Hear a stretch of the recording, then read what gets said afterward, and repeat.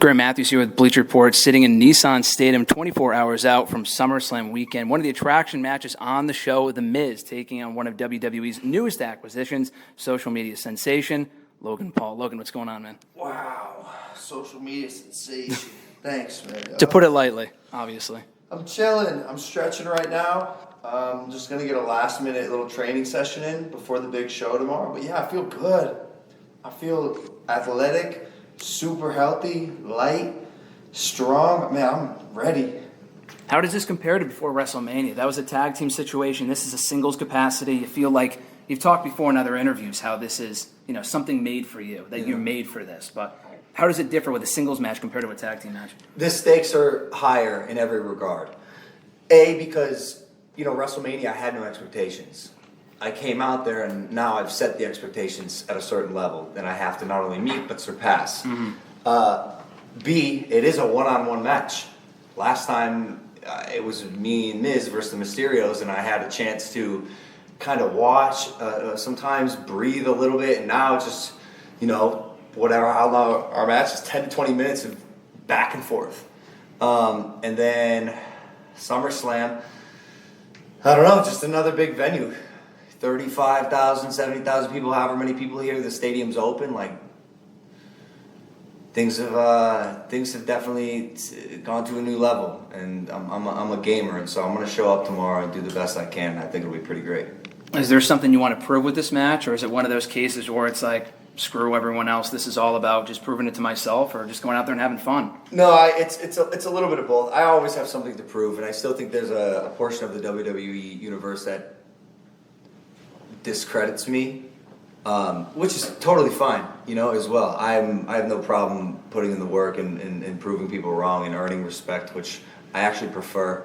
I don't love going somewhere and being handed everything on a silver platter. I have no problem getting in there and showing via my skills and my commitment to the sport truly how dedicated I am. And I think the fans will appreciate that and feel it after they see my match.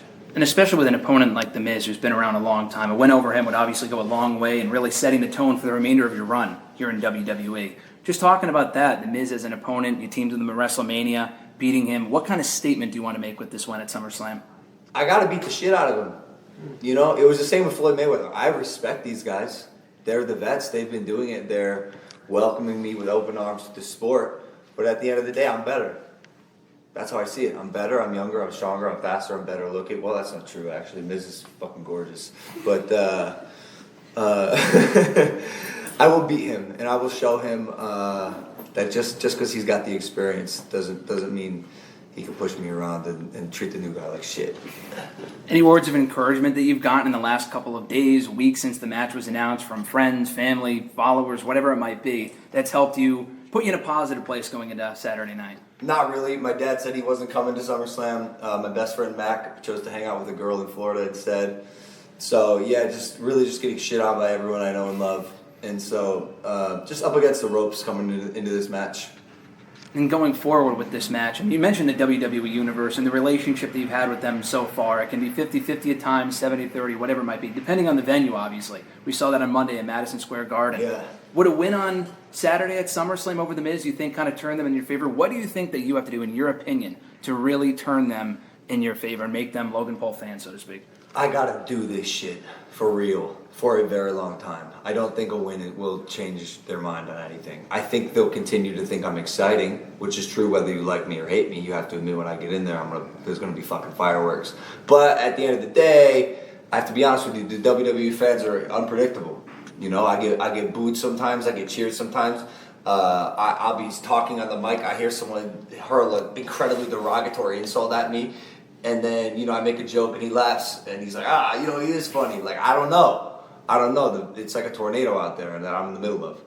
And in this match, again, like I said, The Miz, someone that the WWE Universe unanimously despises. Yeah. Is this a match where you're going in hoping that they will get behind you, that they will boo you, or again, you don't care about the reaction, you're feeding off of it? Where are you on that? I don't care. Man. I've been loved. I've been hated. I'm completely indifferent to both. As long as there is a reaction, and trust me, there will be a reaction, we're good. Do you think that's what makes you the prime WWE superstar? Because again, that's what you just said. I've heard from a lot of different WWE superstars over the years. Getting a reaction, getting no reaction is the worst type of reaction. Yeah. Is that one of the reasons why you feel like you're made to do this, as you've mentioned before?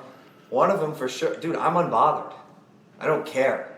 Like, I'm here to prove myself right more than anyone telling me what I can and can't do. And I've done it time and time and time again. Like, if you look at my track record, my whole life is a series of me doing stuff that people told me I cannot do and will not do. And this is just another one of those things. And so, I like I said, I think just time in that ring, months, years, decades, God willing, who knows what happens with this sport. But that's where the real respect is earned. There's a reason that, Roman Reigns, John Cena, Stone Cold, like these guys get the respect that they get is because they've been doing it forever. They dedicated their lives to a certain craft. And while I'm totally willing to do that, this is match number 2. So I can't focus on whether or not I'm loved or hated right now. I just got to focus on doing the best I absolutely can and putting on a killer performance. This is going to be your first singles match, but you've been around WWE for about 18 months now. We saw you WrestleMania last year. You've been on Raw, SmackDown, whatever. Have you been able to establish any sort of relationship with the superstars backstage as far as winning them over? Because that might be even more important than the fans. Or not quite yet. It's really interesting you say that. I'm not sure I'm here to make friends. I come from a competitive world, and especially in boxing, everyone is your fucking enemy. And I get you want to form alliances right in the WWE, but this is a crazy world, and I'm not here to take part. I'm here to take over. And I don't know if that comes with befriending all the superstars backstage. I'm like I said, I'm young, dude. I'm hungry. I want to show why I'm the best, because I do believe I'm the best.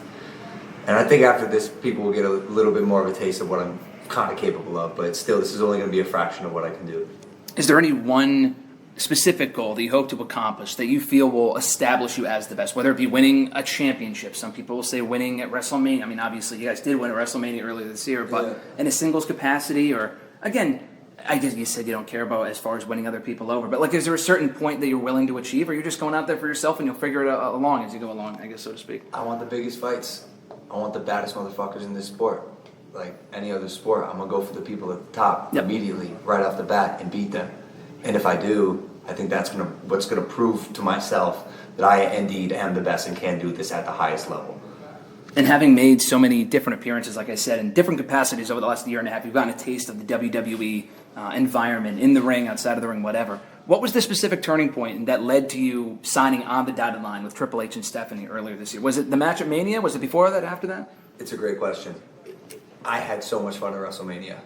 I didn't realize how natural I would be at this sport and how much it did fit who I was as an entertainer. And after I fall in love with something, the rest just kind of becomes history. And so here I am flexing that entertainer, showman, physical performer muscle. And it works. I like it. I'm good at it. People seem to like me doing it. Why not? All eyes are going to be on you, Logan, this Saturday at SummerSlam, taking on The Miz one-on-one in your singles debut here in WWE. Best of luck, and thanks for the time. I appreciate it. Thank you, sir. Appreciate you, bro.